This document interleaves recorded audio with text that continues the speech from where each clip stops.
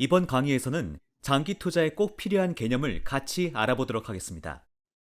우선 주가는 기업의 현재 가치와 미래 가치를 나타냅니다. 쉽게 말하면 기업의 가치는 현재 장부 가치, 미래 가치입니다. 주가는 기업의 가치를 나타내며 그 가격은 투자자들이 시장에서 거래를 통해 형성합니다. 주식이 도박과 다른 이유는 바로 여기에 있습니다.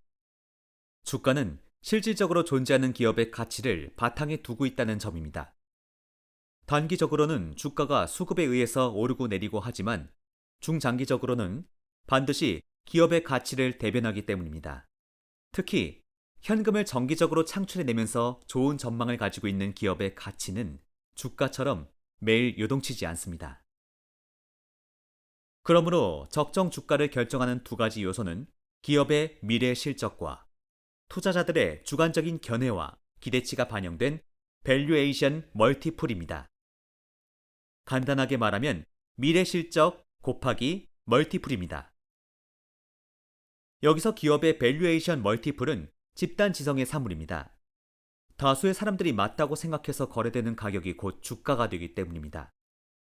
집단 지성은 거의 맞습니다. 대부분의 경우는 맞죠. 하지만 집단 지성이 항상 옳은 것은 아닙니다.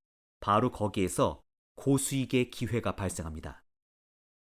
왜냐하면 주가는 항상 올바른 기업 가치를 반영하지 않기 때문인데요. 단기적으로 주가는 과잉 반응하기 때문입니다. 그것이 기업의 좋은 소식이든 나쁜 소식이든 말이죠. 투자자들의 감정이 단기적으로 주식 매수 및 매도 결정에 영향을 끼치기 때문입니다. 특정 기업에 대해 안 좋은 기사가 나오거나 주주들이 개인적인 사정으로 인해서 주식을 급처분하거나 혹은 시장 전체가 조정을 맞는 경우 단기적으로 주가는 기업의 실제 가치와는 상관없는 가격에 거래됩니다. 하지만 중장기적으로 주가는 결국엔 기업의 실적을 반영하게 되어 있습니다. 그러므로 주식시장에서 큰 수익을 거두시기 위해서는 대중과는 다른 관점을 가져야 하고 그 관점이 옳아야 합니다. 주식 투자 비법, 공식, 기술적 분석이 장기적으로 통하지 않는 이유는 여러 사람이 동시에 사용하면 수익이 나지 않기 때문입니다. 또한 주식시장 전체에 영향을 주는 거시적인 조건이 계속 바뀌기 때문에 전에는 가능했던 방식도 바뀐 환경에서는 적용이 되지 않기 때문입니다. 그렇기 때문에 주식시장에서 꾸준히 좋은 수익을 거두기 위해서는 남들과 다른 관점을 가져야 하고 그 관점이 맞아야 합니다. 예를 들어 보겠습니다. 대부분의 사람들이 A라는 기업이 좋은 기업이고 빠르게 성장하고 있기 때문에 투자한다고 합니다. 그럴 때 현명한 투자자는 A라는 기업이 좋은 기업은 맞지만 이미 많은 사람들이 투자를 했고 그런 기대치가 벌써 주가에 선 반영되었기 때문에 현재 주가가 과대평가되어 있다고 판단합니다. 그래서 지금 투자하는 대신 주가가 저평가되기를 기다리겠다고 합니다. 또 다른 경우로는 대부분의 사람들이 B라는 기업은 실적이 매우 좋지 않을 것이니 이 주식을 팔고 저평가된 고성장 기술주로 옮겨간다고 합니다. 그럴 때 현명한 투자자는 물론 B라는 기업이 실적이 좋지 않겠지만 많은 사람들이 예상하는 만큼 실적이 나빠지지 않을 것이고 이미 많은 사람들이 주식을 매도하는 바람에 밸류에이션이 과도하게 좋지 않은 실적과 저성장 리스크를 선반영해서 주가가 저평가되어져 있다고 생각합니다. 그러므로 B라는 기업의 주식을 매수해야 한다고 합니다. 투자하시기 전에 기업의 실적을 살피고 예측하는 것이 필요합니다. 이미 많은 개인 투자자분들이 그렇게 하고 계시고요. 하지만 똑같이 중요하고 꼭 살펴야 하는 것이 바로 기업의 밸류에이션 멀티플입니다. 밸류에이션 멀티플은 투자자들의 기대치를 반영합니다. 좋은 기업이다 라고 소문이 나면 주식에 대한 수요가 증가하고 그로 인해 주가와 기업 미래 실적에 대한 기대치가 상승합니다. 반대로 나쁜 기업이다 라고 소문이 나면 주식 수요가 하락하고 그로 인해 주가와 기업 미래 실적에 대한 기대치가 감소합니다. 훌륭한 투자자는 좋은 기업이 저평가되었을 때 그 주식을 매수하는 것입니다. 위 예시에 해당하는 실제 사례들을 살펴보도록 하겠습니다. 우선 주가가 좋은 뉴스에 과잉 반응한 케이스입니다. 스노우플레이크는 작년 9월에 상장된 기업입니다. 버피동이 처음으로 공모주에 투자했다는 소문을 듣고 많은 개인 투자자들이 따라 들어가면서 주가가 최대 429달러까지 올랐다가 기대에 못 미치는 실적과 해당 공모주의 보호 예수 기간 해제로 인해 기존 주주들이 주식 시세 차익을 실현하면서 현재 주가는 200달러 언저리로 곤두박질 쳤습니다. 주가의 최저점과 최고가의 변동폭을 살펴보면 100%가 넘습니다. 단 6에서 7개월 만에 말이죠. 기업의 실제 가치가 그 기간 동안 그렇게 변했을 리 만무합니다. 위에서 주가는 기업의 실적과 멀티플에 의해서 결정된다고 말씀드렸죠? 그럼 한번 살펴보겠습니다. 스노우플레이크는 대표 기술주답게 2019년 100%가 넘는 매출 성장률을 기록했지만 아직 영업이익이나 영업현금 흐름은 적자인 상태였습니다. 스노우플레이크는 고객들에게 여러 클라우드 업체에 저장된 데이터를 한 곳에서 손쉽게 관리할 수 있는 서비스를 경쟁 업체가 따라하기 어려운 방식으로 제공합니다. 일종의 경제적 해자를 가지고 있다는 말이죠. 또한 클라우드 데이터에 대한 수요도 빠르게 성장하고 있어서 기업의 전망이 매우 밝습니다. 즉, 차별화된 서비스를 제공하면서 빠르게 성장하고 있는 데이터 산업의 수혜를 보는 기업이죠. 그리고 경제적 해자까지. 기업 자체는 아주 훌륭합니다.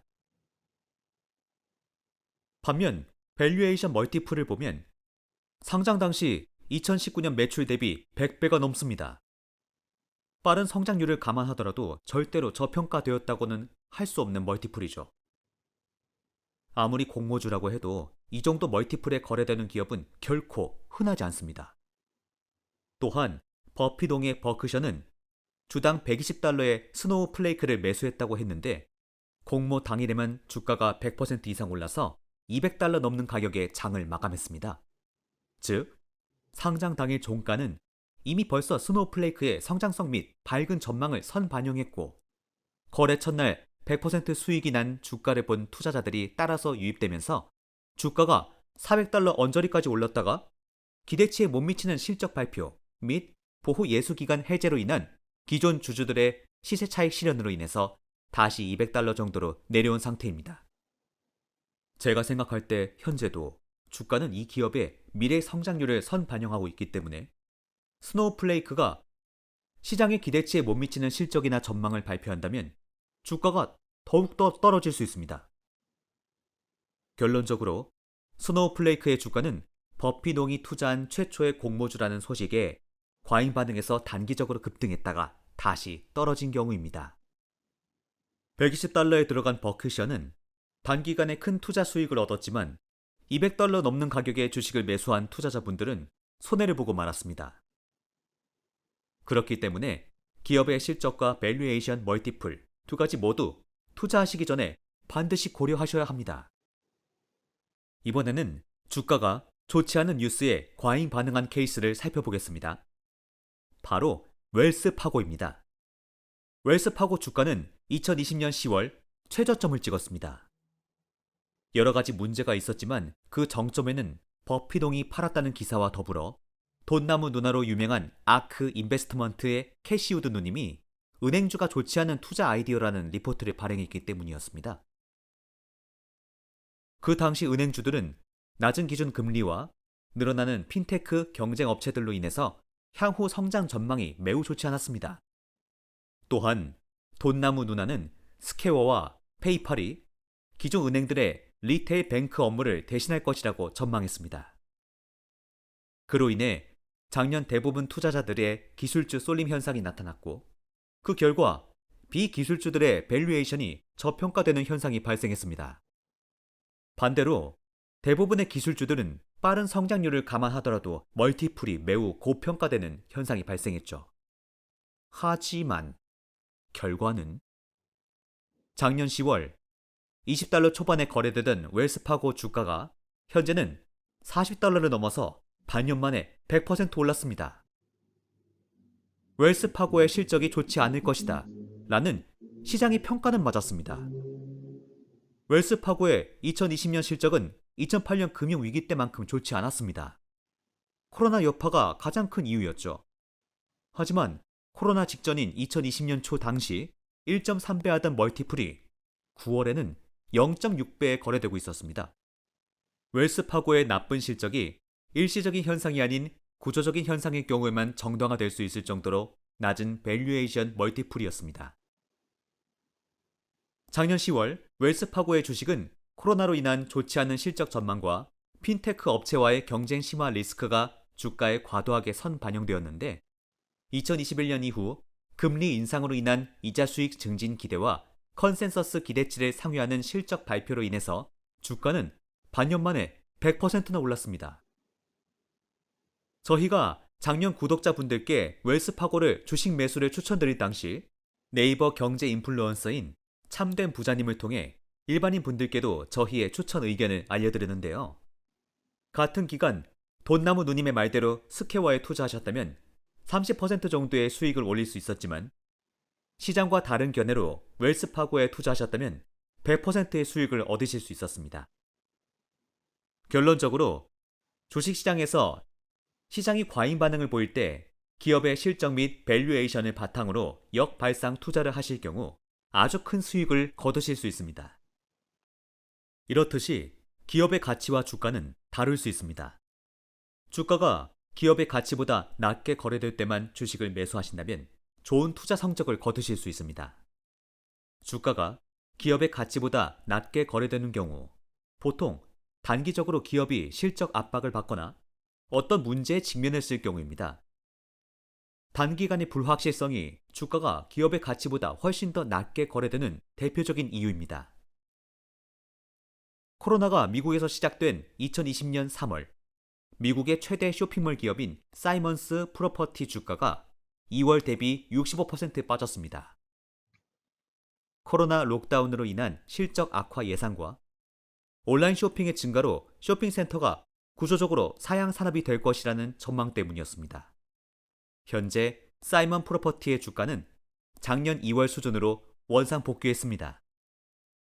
이 경우 시장의 예상이 틀렸던 것일까요? 시장의 예상대로 미국의 모든 쇼핑몰 기업들의 실적은 2020년에 박살이 났습니다. 코로나 록다운 때문이었죠.